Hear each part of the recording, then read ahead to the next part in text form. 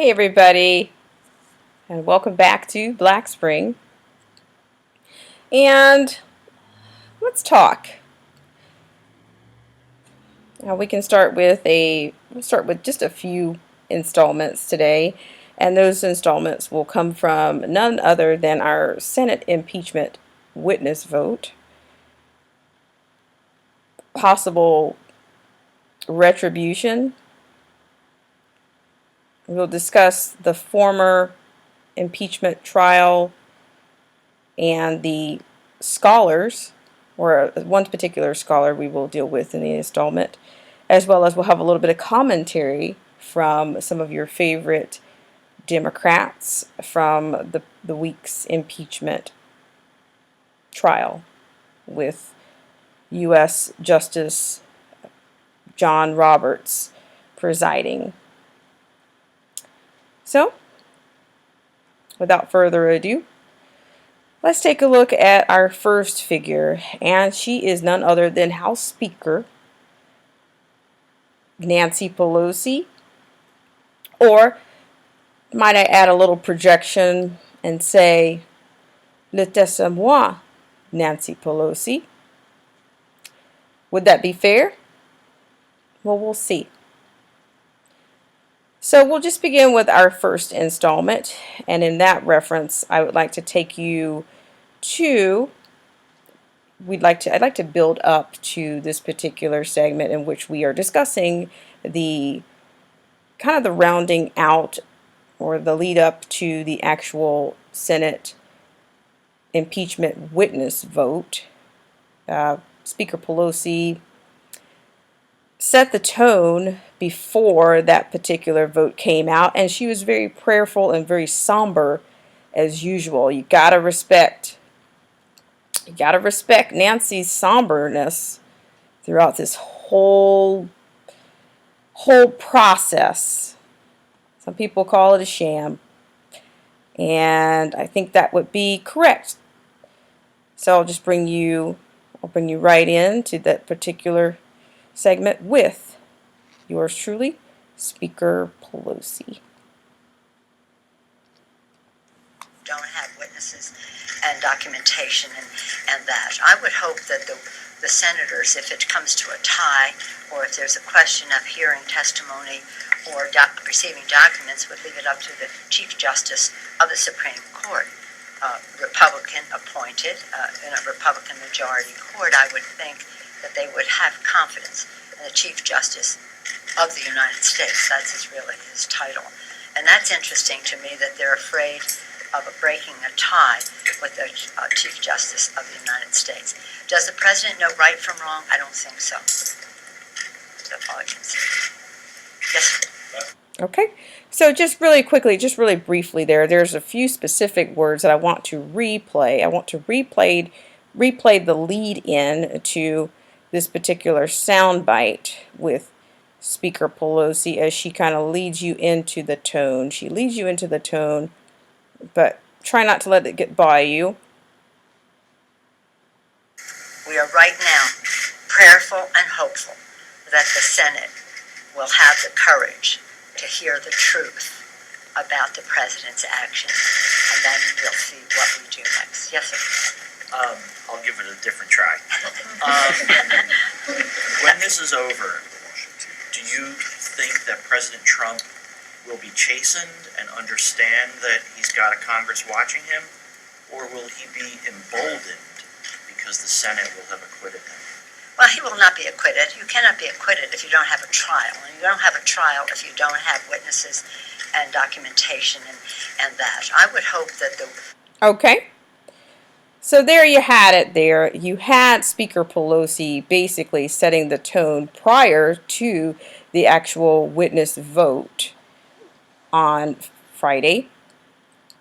And she's actually she actually parroted what Chuck Schumer said at the conclusion of the actual witness vote from the Senate. He actually said the same thing, that I paraphrase that, America will know that there was no trial and there were no witnesses, or vice versa. There were no witnesses, no trial. So there we go. We have a parroting of, they basically implant specific sound bites, and you start to hear them over and over again, whether they're based on truth or whether they're based on projection. That's what this party does. They have their own version of the Constitution, their own version of justice, their own rules of due process. These are all, you're playing by their rules. And sometimes they change the rules, or they throw the rules out and make them up as they go along. So here again, and just to add a commentary, if you have with that information, one might even think that this whole impeachment was is part and parcel of their 2020 election strategy. I mean, they had a clown car full of candidates this entire season, and not quite one that's formidable, that could actually beat President Trump on an array of issues. So here again, to me, the goal was ultimately to, if they could, maybe remove him from the ballot. Or even, I could even go a step further and go out on a limb and say, hey, maybe they were going to draw this out to dampen President Trump's State of the Union address, which is going to be on Tuesday, which will be very interesting to see the tone and the faces that will be in that actual session during the State of the Union address. So, and I'd like to continue on a little bit. And then you have many American patriots, conservatives. The question might be, will there be a level of retribution that will come out of some just retribution?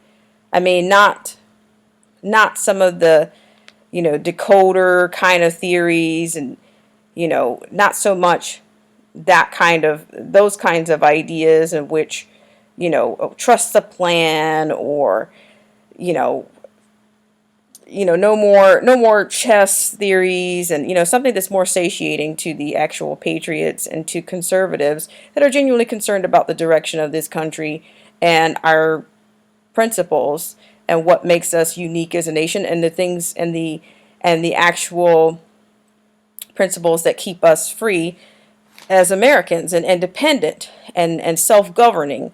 Those are the things that are going to satiate and make the American people put the faith back into the actual people in our government, not just government as an entity as a whole or as a myth, but the actual people that were properly represented.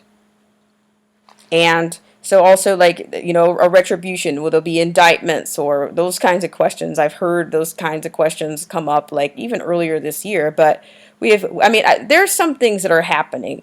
There are some lower level, I think, officials. I've heard of many things, even like in the education departments, those that have committed crimes or extorted money, or padded their pockets with federal funding. Those things are coming out. But I think there's quite a bit of draining of the swamp that has to occur in order for more of a satisfaction from the American patriots, the American taxpayer, those who understand how the government works, those who are aware of what the Constitution actually says, and not what one world government or what the Democrat Party, or the globalists say that we should be doing with the Constitution. So those are the questions on the retribution. So I'll keep going here. I have another clip for you in this particular segment. And this particular segment shows a little bit more of the division and a little bit when things go awry, when they don't quite go smoothly, when they didn't quite go smoothly during this entire process. So if you'll hang tight here with me, I will be happy to bring that to you. And that would be, of course, between the House Manager, our lovely Adam Schiff, and Jerry Nadler. So if you'll hang on one second, I'll bring you that coverage.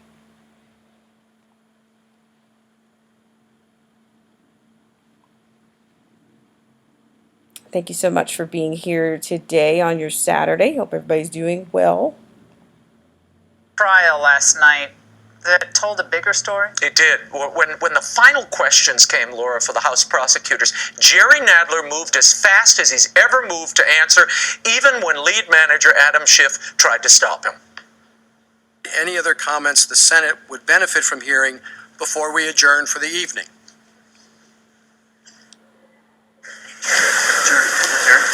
Jerry. Mr. Chief Justice, members of the Senate. Jerry, it reminded me of another team that also kind of fell apart, had a big falling out, Laura. No, that's all I ask. No, listen to me. All right. No, just there. I'm only asking, see? No, I'm asking. I want to know. Is that hard? Yes or no? Raymond. Both these Jerrys had enough of that Schiff, okay? What happened here, you'll remember, Nancy Pelosi is really to blame for this animosity between these men. Jerry Nadler, as head of the Judiciary Committee, he should have been the first prime mover on impeachment. She put her friend and her accomplice Schiff to lead not only the impeachment, but to guide the hearing. He wanted to be Schiffless. Well, and then you remember, when Nadler got up, he made those horrible comments to the senators saying this is a torturous vote, traitorous vote.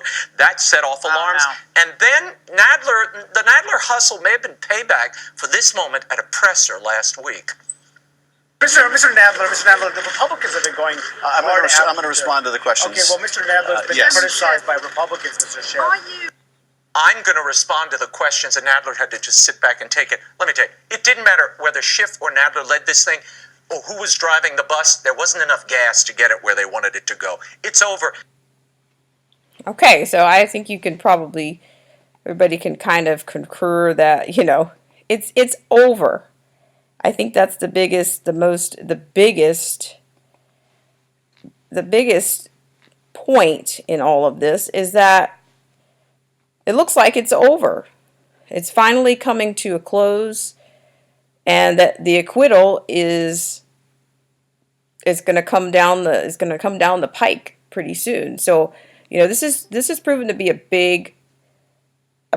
big loss for the Democrats. I mean, of course, we did have some distractions beginning with the week because their case, once again, their sham was falling apart. In fact, I will tag out with this particular installment. Back during the initial impeachment hearings, when we heard from 4 scholars, the one particular voice of reasoning was actually Jonathan Turley, and he stated that the impeachment was weak in its foundation, and he disagreed with the charges. In fact, he also stated emphatically, if you proceed with this particular process, you are going to leave half of the country behind. So when will they ever learn? Will they ever learn that with the foundation as weak as they started out with, how could it stand? And they did not get the public's opinion, a public's favorable opinion.